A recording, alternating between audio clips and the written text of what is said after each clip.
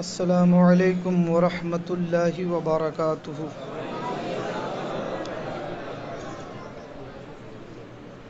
الحمد للہ العلی الاکبر والصلاة والسلام علی سید البشر وعلی آلہ واصحابہ السرج الغرر، اما بعد فاعوذ باللہ من الشیطان الرجیم، بسم اللہ الرحمن الرحیم۔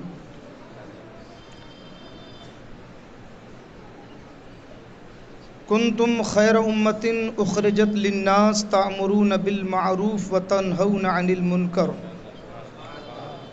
صدق اللہ مولانا العظیم وصدق رسولہ النبی الامین المعین الکریم، ونحن علی ذلک لمن الشاہدین ومن الشاکرین والحمد للہ رب العالمین۔ نہایت ہی عقیدت و احترام کے ساتھ حضور صاحب لولاک فخر موجودات، رحمت عالم نور مجسم جناب احمد مجتبی محمد مصطفیٰ صلی اللہ تعالی علیہ وسلم کی بارگاہ اقدس میں درود و سلام کا نذرانہ پیش کرنے پڑھی۔ اللہم صلی علی سیدنا و شفیعنا و نبینا و مولانا و ملیانا محمد معدن الجود والکرم وعلی آلہ و صحابہ بارک وسلم صلاۃ و سلاما علیک یا رسول اللہ۔ معزز سامعین کرام، آج کا یہ عظیم الشان پروگرام جس میں ہم اور آپ شرکت کی سعادت حاصل کر رہے ہیں، یقیناً جیسا کہ محب گرامی وقار حضرت علامہ و مولانا و بالفضل اولانا محمد جنید عالم مصباحی صاحب قبلہ نے فرمایا کہ یہ بمبئی کی سرزمین پر اپنی نوعیت کا پہلا پروگرام ہے، تو واقعی جس نوعیت کا یہ پروگرام ہے اس میں یہ پہلا ہی پروگرام ہے، اور انشاءاللہ آپ محسوس کریں گے اور میرا ظن غالب ہے کہ آپ اس پروگرام کو بھول نہیں پائیں گے۔ ہمارے شیخ الحکمت حضرت حکیم ڈاکٹر ناظم رضا صاحب قبلہ جو بریلی شریف سے چل کر آپ کی دیار محبت میں حاضر ہوئے ہیں، انشاءاللہ جب یہ طب نبوی کے حوالے سے آپ کے سامنے حکمت و طب کے انمول موتی آپ کے سامنے پیش کریں گے تو پھر آپ کو سمجھ میں آئے گا کہ یہ واقعی پروگرام جو ہے اور پروگراموں سے بالکل الگ ہے۔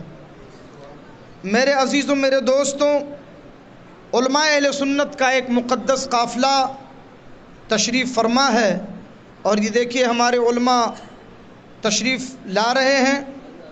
اللہ رب العزت ان علماء کی عمروں میں برکتیں عطا فرمائے اور ان کے ذریعے سے دین و سنیت کا کام ساری دنیا میں عام فرمائے۔ حضرت حکیم صاحب قبلہ، آپ ان کی عمر دیکھیں آپ ذرا عمر ان کی دیکھیں، کتنی عمر ہوگی ان کی۔ میں خاص طور پر جو میرا مزاج ہے، میں تقریر میں بلا وجہ تعریف کا قائل نہیں۔ ایک تو میں اناؤنسر نہیں ہوں، مولین نہیں ہوں، ٹھیک ہے، اور میں بلا وجہ کسی کی تعریف نہیں کرتا۔ یہ شخص جو آپ کے سامنے نظر آ رہے ہیں، یہ اس وقت 1200 علماء کو حکیم بنا چکے ہیں۔ جاہلوں کی بات نہیں کر رہا ہوں، 1200 علماء کو حکیم بنا چکے ہیں۔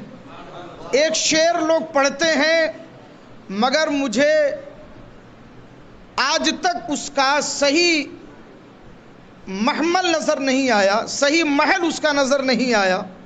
آج میں وہ شعر پڑھ رہا ہوں جو بالکل بر وقت پڑھ رہا ہوں اور بر محل پڑھ رہا ہوں۔ میں اکیلا ہی چلا تھا جانب منزل مگر، میں اکیلا ہی چلا تھا جانب منزل مگر، لوگ ساتھ آتے گئے اور کارواں بنتا گیا۔ تو اس شخص نے اس شیر کو زمین پر اتارا. بھارت کی سرزمین پر اس شخصیت نے اس شیر کو اتارا. اور میں یہ کہنے پر مجبور ہوں اللہ کے گھر میں کہ ہزاروں سال نرگس اپنی بے نوری پہ روتی ہے. ہزاروں سال نرگس اپنی بے نوری پہ روتی ہے. بڑی مشکل سے ہوتا ہے چمن میں دیدہ ور پیدا. اللہ رب العزت شہر بریلی کا یہ تحفہ سلامت رکھے. امام اہل سنت کی تعلیمات اور ان کے عشق و محبت کا عرفان اور امام اہل سنت کے فیضان کو آج پورے بھارت میں بانٹنے کا ایک انوکھا انداز انہوں نے اپنایا ہے. اللہ تبارک و تعالی سرکار اعلیٰ حضرت کے صدقے میں ان کی خدمات کو قبول فرمائے. میرے عزیزوں، میرے دوستوں، میں زیادہ وقت آپ کا نہیں لوں گا. اور میں ایک بات اور بھی بتاؤں، حضرت کو منہ میں چھالے ہیں، تکلیف بھی ہو رہی بولنے میں، مگر وہ بولیں گے اور انشاءاللہ آپ سماعت کریں گے. میں آپ کو یہ بتانا چاہتا ہوں کہ اگر کسی کو صحت مند رہنا ہے، اگر صحت مند رہنا ہے تو وہ پکا مسلمان بن جائے. بس ایک ہی، اگر آپ واقعی صحت مند زندگی گزارنا چاہتے ہیں تو آپ واقعی میں مسلمان بن جائیے. آپ سے اچھی صحت کسی کے پاس نہیں، آپ سے بہترین صحت کسی کے پاس نہیں. یاد رکھیں، کسی بھی قوم کو برباد کرنا بھی بہت آسان ہے اور اسے عروج پر پہنچانا بھی بہت آسان ہے. کسی بھی قوم کو اگر مارنا ہو تو اس کے افراد کی طاقت پہ نظر مت رکھو. اگر آپ نے ان کے قوت فکر کو اپنا غلام بنا لیا تو وہ پوری قوم بے موت مر جائے گی. جب کسی قوم کی فکر غلامی کی زنجیروں میں جکڑ جاتی ہے تو پھر وہی سوچتی ہے جو اس سے سوچنے کے لیے کہا جاتا ہے. اس کی فکریں محدود ہو جاتی ہیں. مگر اگر کسی قوم کی ترقی آپ کو دیکھنی ہے اور کسی قوم کی کامیابی آپ کو دیکھنی ہے تو اس کی فکر جتنی بلند ہوگی، اس کے قوت فکر میں جتنی توانائی ہوگی، اس کو کامیابیاں اس کے قدم کو اتنا ہی زیادہ چومتی نظر آئیں گی. آج آپ دیکھیں مزاج کیا ہے. آپ دیکھیں دنیا میں اچھے گھرانے جسے کہا جاتا ہے، پڑھے لکھے لوگ، بڑے بڑے لوگ ایک چھوٹے سے بچے کو بلاتے ہیں، 2 سال کے بچے کو بلاتے ہیں تو آپ کہتے ہیں، اسے آپ کہہ کے بلاتے ہیں. آپ نے کبھی غور کیا ایسا کیوں ہے؟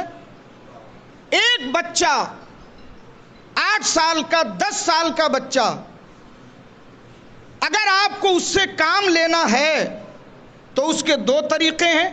ایک تو اسے ذلیل کر کے آپ کوئی کام لو، اور ایک طریقہ یہ ہے کہ اس کی حوصلہ افزائی کر کے کام لو. ارے تو اتنا نادان ہے، کام نہیں کر سکتا ڈھنگ سے، بہت بیکار ہے، تو نے زندگی میں آج تک کوئی کام ڈھنگ سے نہیں کیا، چل جا کر کے یہ کام کر. تو وہ کام بھی گڑبڑ کر دے گا. ارے یار تو نے تو حوصلہ ہی توڑ دیا اس کا.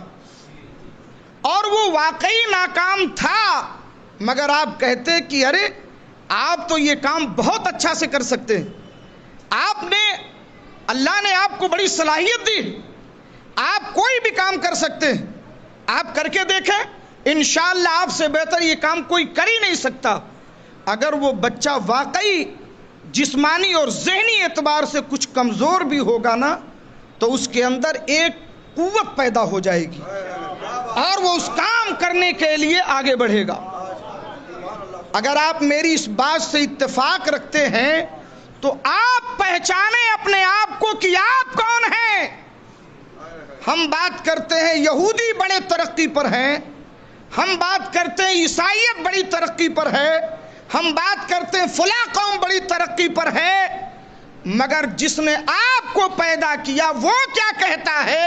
وہ کہتا ہے کنتم خیر امتن، تم سب سے بہتر ہو، تم سب سے بہتر ہو۔ آپ کا خالق کہہ رہا ہے، آپ کا پیدا کرنے والا کہہ رہا ہے تم سب سے بہتر ہو۔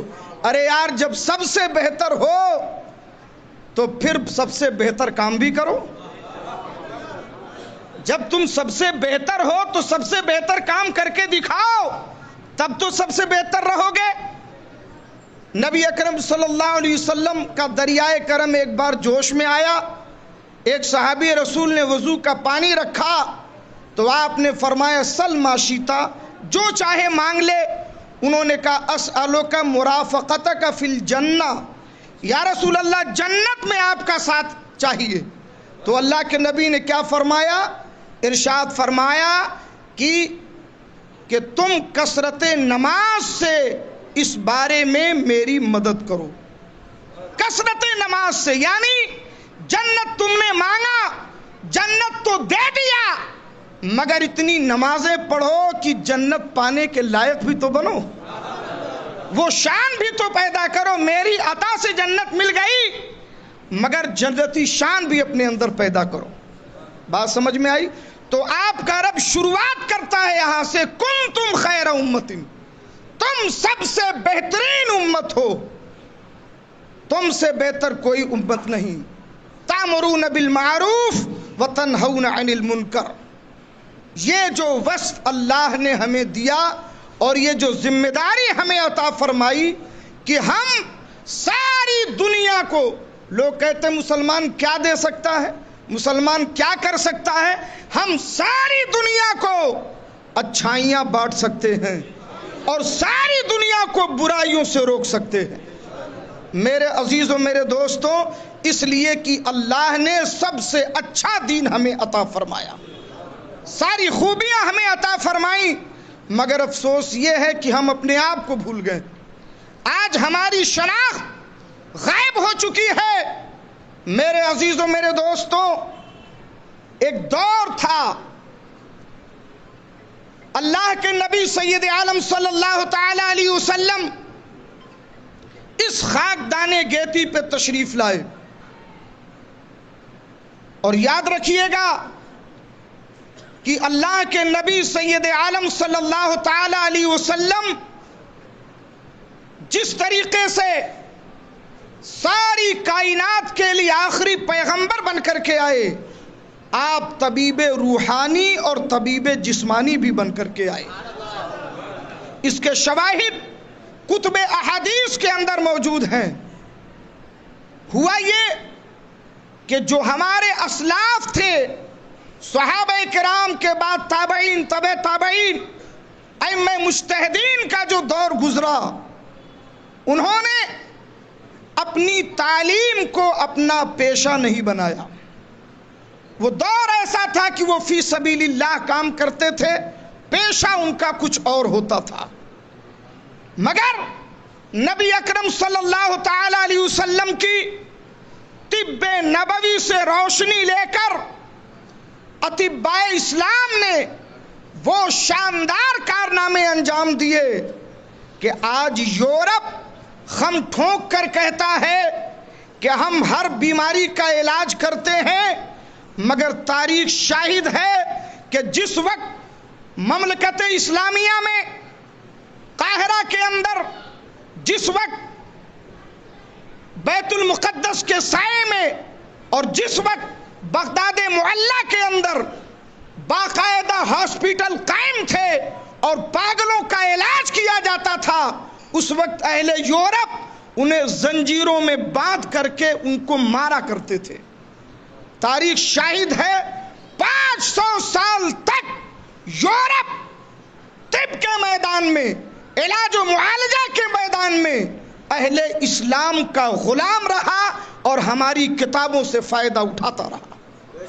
500 سال کا زمانہ ایسا گزرا، مگر ہوا یہ افسوس اس پر کہ اس کے بعد کا جو زمانہ آیا تو ہم نے طب نبوی کو، حضور نے جو طریقہ سنت کے مطابق علاج کا بتایا، ہم نے اسے صرف حدیث کی کتابوں میں حدیث پڑھا کر کے اس باب کو ختم کر دیا۔ ہم نے اس کے اوپر ریسرچ نہیں کیا، تحقیق نہیں کیا، اس کو بحیثیت فن فروغ دینے کے لیے ہم نے بہت بڑی ایک نادانی سمجھیے یا ہم سے اس طرف توجہ نہیں ہو سکی کہ نتیجہ یہ نکلا کہ جو کبھی ہمارے غلام ہوا کرتے تھے آج انہوں نے ہمیں غلام بنا لیا۔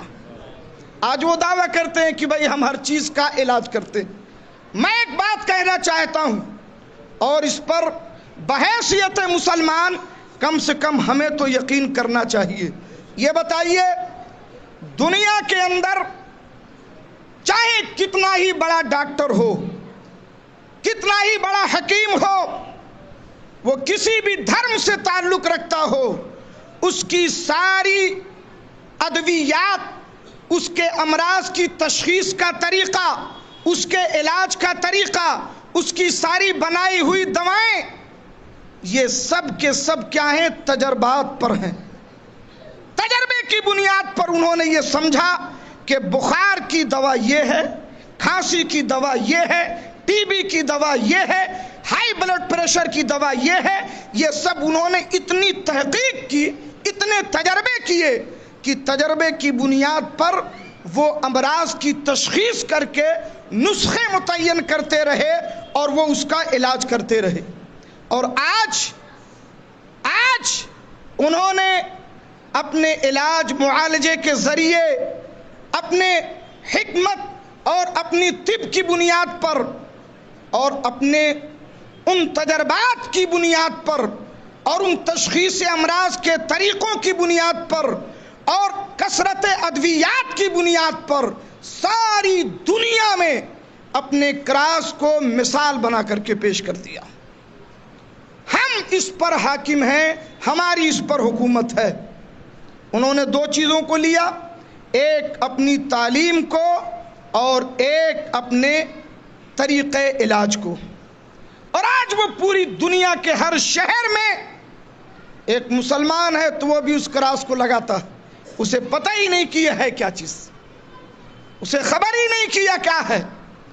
مگر میں جو بات کہنے جا رہا ہوں اسے بہت غور سے سمجھیے کہ چاہے آج ایلوپیتھ بلندیوں کے جس درجے پہ پہنچ جائے، ہومیوپیتھ بلندی کے جس درجے پہ پہنچ جائے، مگر رب کعبہ کی قسم وہ کبھی طب نبوی کا مقابلہ نہیں کر سکتا۔ یہ جو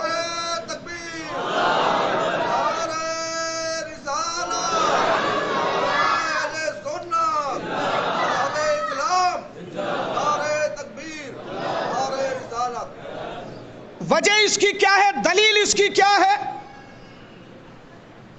کہ سارے ڈاکٹروں کا علاج، سارے اطباء اور حکیموں کا علاج ان کے تجربات کی روشنی میں ہے، ظن غالب کا ہی فائدہ دے سکتا ہے، اور کوئی ضروری نہیں کہ جو دوا بار بار بخار کو اتارتی ہو وہ دوا ہر بخار کو اتار دے۔ ایسا بالکل بھی نہیں، ایسا بالکل نہیں کہ جو آپریشن مریض کو صحت مند بنا دیتا ہے وہ ہر مریض کو صحت مند بنا دے، ایسا بالکل بھی نہیں، کیونکہ ان کا دار و مدار کس پر ہے؟ تجربے پر ہے، مشق پر ہے، تحقیق پر ہے۔ مگر طب نبوی کا مطلب کیا ہے؟ اللہ کے رسول نے یہ فرمایا کہ 5 وقت نماز تم پر فرض ہے، بولو یقین ہے کہ نہیں؟ ارے بولو بھائی، 1 مہینے کا روزہ تم پر فرض ہے، بولو یقین ہے کہ نہیں؟ تو حضور نے جن بیماریوں کا علاج بتایا اس پر یقین ہے کہ نہیں؟ ارے بولو بھائی، کیوں؟ اس لیے کہ 2 چیزیں ہیں، ایک ہے وحی متلو اور ایک ہے وحی غیر متلو. وحی متلو کا مطلب قرآن مجید اور وحی غیر متلو کا مطلب حضور کی حدیثیں. ٹھیک ہے؟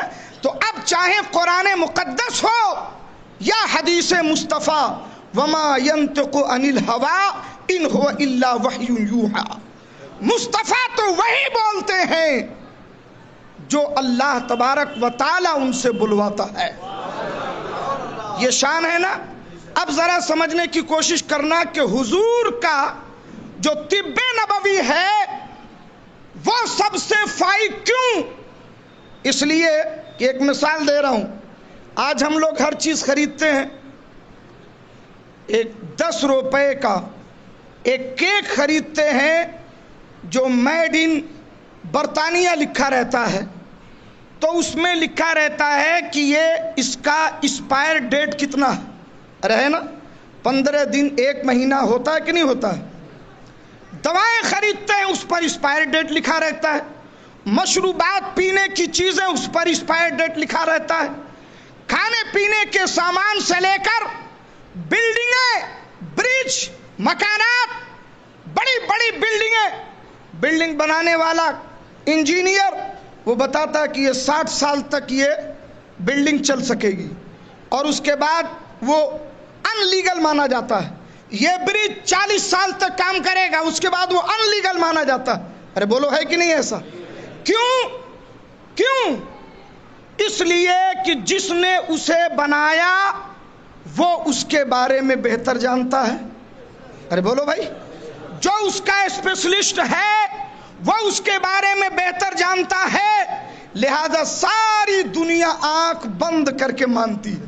ارے بولو مانتے نہیں؟ ہم نے بریڈ خریدا. آپ کو بتاؤں میری بچی 10 سال کی ہے. میں لے کر کے اوپر آیا اور اس میں دوسرے ہی دن ایکسپائر ڈیٹ تھا. تو میری بچی نے کہا کہ ابو آپ سامان لیتے ہیں تو ایکسپائر ڈیٹ نہیں پڑھتے ہیں کیا؟ میں نے کہا کیا ہوا بیٹا؟ کہا یہ کل ختم ہو رہی ہے، اس کی ڈیٹ کل سماپت ہو رہی ہے، کھانے کے لائق نہیں ہے. وہ لے گئی اور میڈیکل اسٹور والے کو ڈانٹ کر کے دوسرا لے کے آئی. 10 سال کی بچی. تو مطلب یہ حالات ہیں کہ ہم اتنا بھروسہ کرتے ہیں کہ جو ایکسپائر ڈیٹ ہے ایک دن اس سے زیادہ اسے نہیں کھا سکتے، حالانکہ یہ سارے ایکسپائر ڈیٹ لکھنے والے اور یہ ساری چیزیں بنانے والے انسان ہیں. ارے بولو بھائی، خطا ہو سکتی ہے کہ نہیں؟ تو اگر بنانے والا انسان جس چیز کو بناتا ہے وہ اس کے بارے میں زیادہ جانتا ہے، تو جس خالق کائنات نے انسان کو پیدا کیا، جس رب نے تمہیں پیدا کیا، اس سے بہتر کون جانتا ہے تمہاری بیماریوں کا علاج کیا ہے؟ اس سے بہتر کون جانتا ہے؟ اور اس نے پیارے مصطفیٰ کی زبان سے بتایا اس بیماری کا علاج یہ ہے، تو ہم یقین کیوں نہیں کرتے؟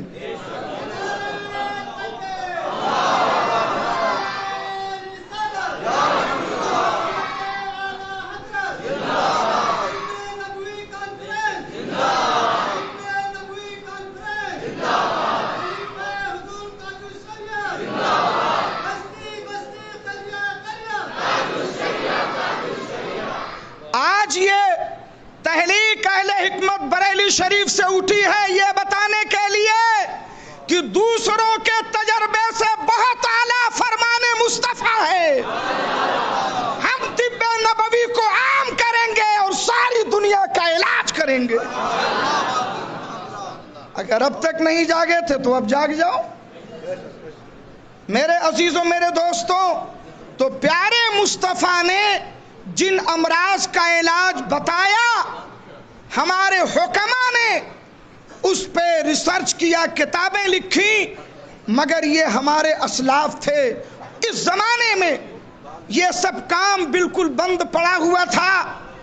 آپ کو میں بتاؤں کہ جب یہ ساری دنیا کے اندر کورونا کی مہاماری آئی، اللہ تعالیٰ نے ایک مرد قلندر پیدا کیا. کہا ساری دنیا اپنے تجربات سے علاج کر رہی ہے، تو پیارے مصطفیٰ کا جام پلا دے. تو حضور کی سنتوں سے علاج شروع کر، اور الحمدللہ دیکھتے ہی دیکھتے علماء ان کے ساتھ ہو گئے۔ کمی کیا ہے جانتے ہو آپ؟ کمی یہ ہے کہ ہمارا یقین ہونا چاہیے۔ سمجھ میں آئی بات؟ آئیے یقین کی ایک مثال آپ کو میں پیش کرتا ہوں۔ مسلم شریف کی حدیث ہے، بہت توجہ کے ساتھ سننا۔ یقین ہوگا تو طب نبوی کا جو نسخہ ہے، حضور نے جو علاج بتایا، ہو ہی نہیں سکتا کہ اس سے بیماری ٹھیک نہ ہو جائے، کیونکہ جس نے مرض پیدا کیا اسی خالق نے اپنے حبیب کو اس کا علاج بھی بتایا۔ یہاں تجربے کی بات نہیں ہے، ڈائریکٹ یقین کی بات ہے۔ ایک صحابی رسول بارگاہ رسالت میں حاضر ہوئے، عرض کرتے ہیں یا رسول اللہ میرے بھائی کا پیٹ گڑبڑ ہو گیا، اب اس کا پیٹ اس قدر بہہ رہا ہے کہ وہ بہت تکلیف میں ہے اور بالکل دست بار بار اسے آ رہا ہے۔ مسلم شریف میں ہے کہ رسول پاک صلی اللہ علیہ وسلم نے، اچھا آگے بڑھنے سے پہلے یہ بتائیے کہ صحابی رسول نے اگر ان کے بھائی کا پیٹ گڑبڑ ہوا تھا تو وہ حضور کے پاس کیوں آئے؟ ارے بولو یار، حضور کے پاس کیوں آئے؟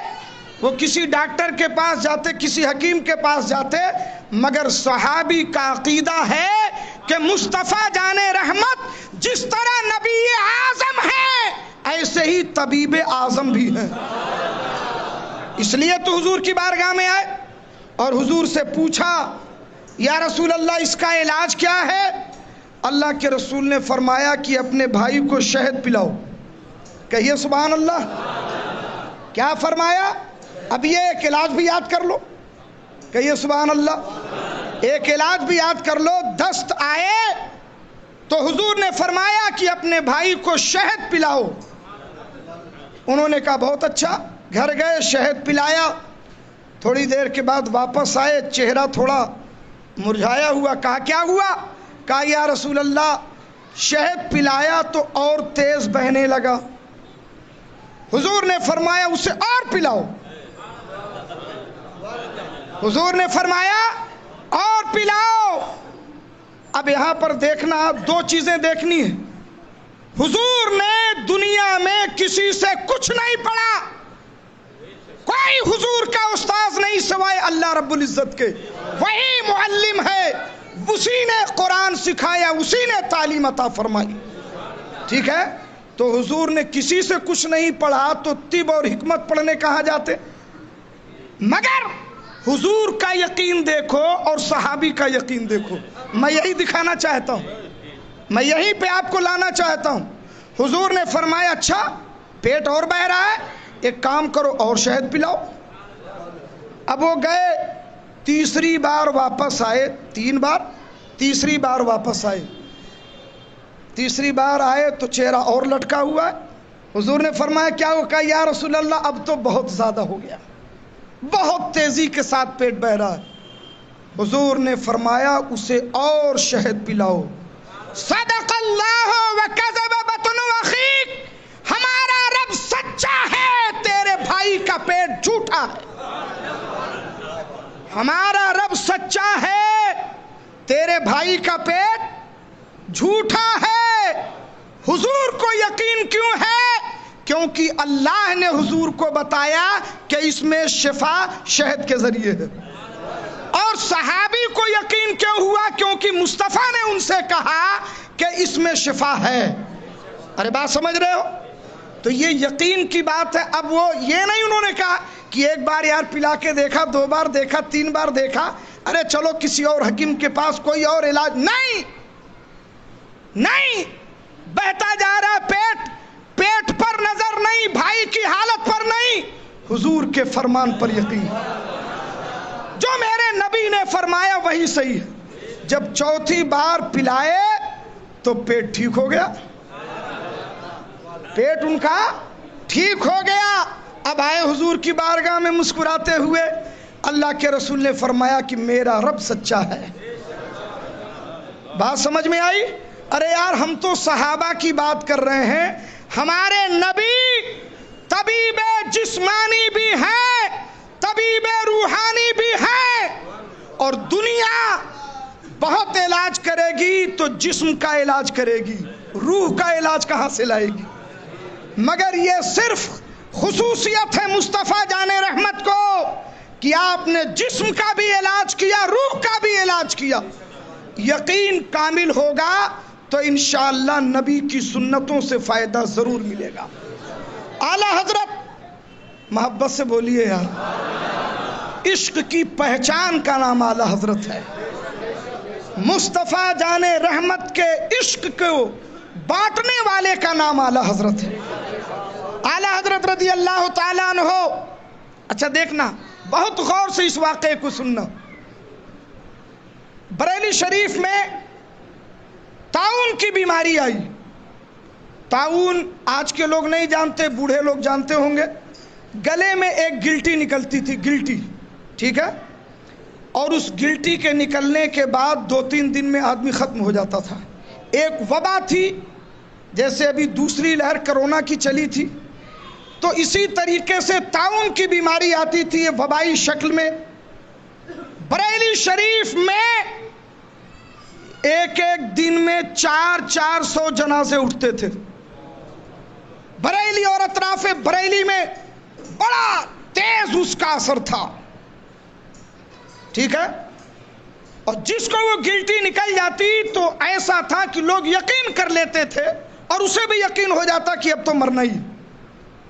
یہ طاعون کی وبا پھیلی تھی۔ اعلیٰ حضرت رضی اللہ تعالیٰ عنہ کے گلے میں گلٹی ہو گئی۔ زمانہ وہی ہے طاعون کا، گلے میں گلٹی ہو گئی۔ اب پورا خاندان بالکل غم میں ڈوب گیا۔ جو اقربا تھے، مریدین، متوسلین، خلفاء، اور خاص طور پہ آپ کے شہزادگان، گھر کے لوگ بہت پریشان کہ یا اللہ یہ کیا ہو گیا۔ طبیب کو بلایا گیا، بریلی شریف کے جو سب سے ماہر طبیب تھے آئے، اعلیٰ حضرت سے بڑی عقیدت رکھتے تھے، بیٹھے اور بہت غور سے دیکھا، ٹٹولا، پکڑ کے دیکھا، ادھر ادھر اس کو چموٹ کر کے دیکھا، چونٹی کاٹ کے دیکھا، پھر کافی دیر تشخیص کرنے کے بعد اٹھتے ہوئے کہتے ہیں یہ وہی ہے، وہی ہے، وہی ہے، مطلب یہ طاعون ہی ہے۔ اچھا اب بتائیے، ماہر کی چھوڑیے، ایک عام ہاسپٹل کا ڈاکٹر کہہ دے کہ بھائی اس کو کینسر ہو گیا تو آدمی پریشان ہو جائے گا، ہوگا کہ نہیں؟ وہ بریلی شہر کا سب سے ماہر حکیم، اس نے تشخیص کیا اور اس کے بعد ڈکلیئر کیا کہ یہ طاعون ہی ہے۔ پورے گھر میں کوہرام مچ گیا۔ کچھ عقیدت مند دھاڑے مار مار کے رونے لگے۔ پھر ایک دوسرے حکیم کو بلایا گیا، انہوں نے بھی تصدیق کیا کہ یہ طاعون ہی ہے۔ جب کافی لوگ پریشان ہو گئے تو اعلیٰ حضرت رضی اللہ تعالیٰ عنہ نے فرمایا کہ نہ یہ طاعون ہے اور نہ مجھے طاعون ہو سکتا ہے۔ ارے بولیے یار، فرمایا 2 جملے، نہ یہ طاعون ہے اور نہ مجھے طاعون ہو سکتا ہے۔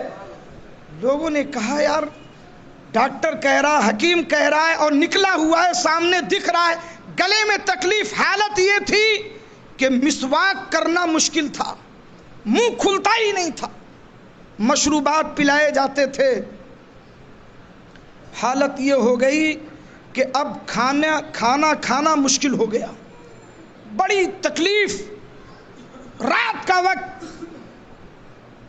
سب لوگ قریب تھے، کوئی کہہ نہیں رہا، لیکن لوگوں کو لگا کہ اب اعلیٰ حضرت رضی اللہ تعالیٰ عنہ بچ نہیں سکیں گے، ہو سکتا ہے صبح ہوتے ہوتے ان کی روح پرواز کر جائے۔ جب آپ نے غور سے احباب کے چہروں کو دیکھا، ان کے تفکرات کو دیکھا، تو کیا فرمایا؟ اے ہے دعا میں بھی کیا عشق ہے۔ فرماتے ہیں سنو، مجھے یہ بیماری نہیں ہو سکتی لیے کہ میرے نبی نے فرمایا ہے کہ جس نے کسی بیمار کو دیکھ کر کے یہ دعا پڑھ لی، الحمدللہ الذی عافانی مما ابتلاک بہ وفضلنی علی کثیر ممن خلق تفضیلا، تو اس کو وہ بیماری نہیں ہوتی. اور میں نے طاعون والے کو دیکھ کر یہ دعا پڑھ لی ہے، اس لیے یہ بیماری مجھے نہیں ہو سکتی. یار گلے میں لٹک رہا ہے، گلے میں گلٹی نکلی ہے، مگر یقین کتنا مضبوط ہے. جو دکھ رہا ہے اس پر یقین نہیں، جو ذات نظر نہیں آتی بظاہر اس پر یقین ہے نا ایمان کی مضبوطی. ارے بولو یار. اب اس کے بعد جب دیکھا کہ میری باتوں سے لوگ سمجھ رہے ہیں کہ یہ تسلی والے جملے ہیں، لوگوں نے کیا سمجھا کہ یہ تسلی والے جملے ہیں، تو دعا کے لیے ہاتھ اٹھایا اور کیا کہا؟ یہ نہیں کہا اے مولا احمد رضا کو ٹھیک کر دے، نہیں، دعا میں بھی وہ عشق ہے کہ ہمارا عشق ان پہ قربان ہو جائے. کہتے اللہم صدق الحبیب وکذب الطبیب، اے مولا اپنے حبیب کو سچا کر دے، ڈاکٹروں کو جھوٹا کر دے.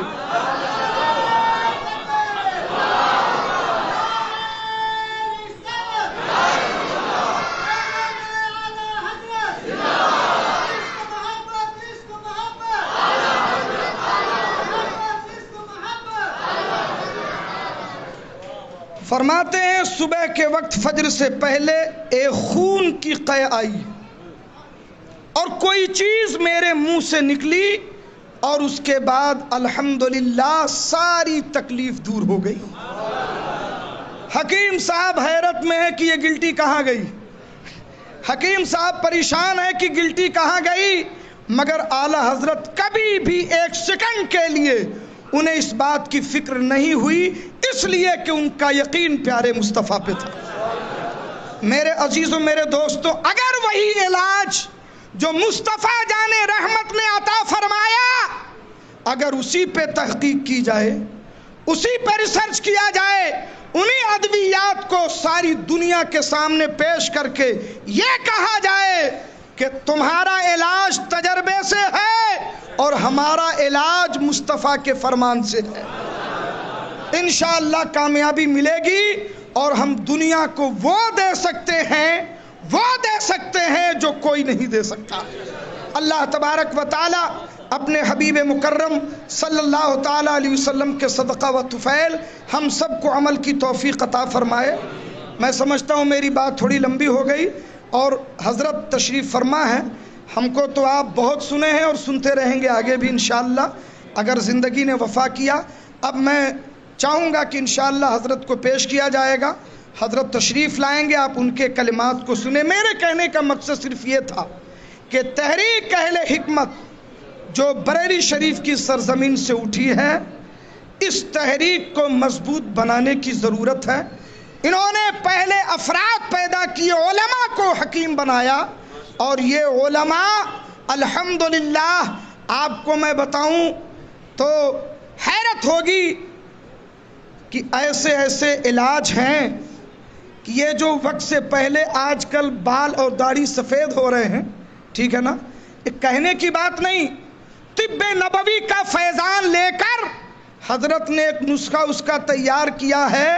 ہمارے ایک بڑے قریبی ساتھی، ان کے بال جو کثرت سے پک گئے تھے آدھے سے زیادہ کالے ہو گئے، آدھے سے زیادہ کالے ہو چکے اور کالے نکل رہے ہیں. اور ایک بات کہہ دوں کہ رسول پاک صلی اللہ علیہ وسلم نے ہمیں نسخے عطا فرمائے، راستہ دکھایا.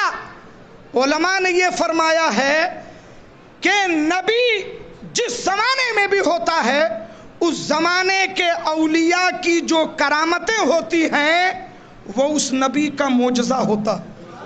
یعنی اس زمانے کے اولیاء میں جو بھی کمالات پیدا ہوتے ہیں وہ نبی کے فیضان سے آتے ہیں، ٹھیک ہے نا. تو پھر میں اسی جملے پہ یہ کہنا چاہتا ہوں کہ ہر نبی کی امت میں جو بھی کمالات ہوں، وہ چاہے علماء کے ہوں، چاہے اولیاء کے ہوں یا حکماء کے ہوں، وہ براہ راست فیضان ہوتا ہے اس نبی کا، تو یہ تحریک اہل حکمت رسول پاک صلی اللہ علیہ وسلم کے فیضان کو دنیا میں بانٹنا چاہتی ہے۔ اللہ تبارک و تعالی ہمیں اور آپ کو رسول پاک صلی اللہ علیہ وسلم کے ارشادات پہ عمل کی توفیق عطا فرمائے۔ وقت آئے گا، آپ دیکھیے گا انشاءاللہ بڑے بڑے کیمپ لگیں گے۔ کچھ لوگ جو یوگا سکھا کے بیوقوف بنائے نا، ہم بیوقوف بنانے والے نہیں، ہم لوگ تو نسخے بتائیں گے اور یہ ڈنکے کی چوٹ پر کہیں گے کہ یہ مصطفیٰ جان رحمت کا علاج ہے۔ انشاءاللہ وہ وقت آئے گا، آپ دیکھیے گا۔ اللہ تعالی ہم سب کو خیر کی توفیق عطا فرمائے اور نظر بد سے بچائے، خلوص کے ساتھ کام کرنے کی توفیق عطا فرمائے اور ہر حال میں مسلک اہل سنت، مسلک اعلی حضرت پہ قائم رکھے۔ السلام علیکم۔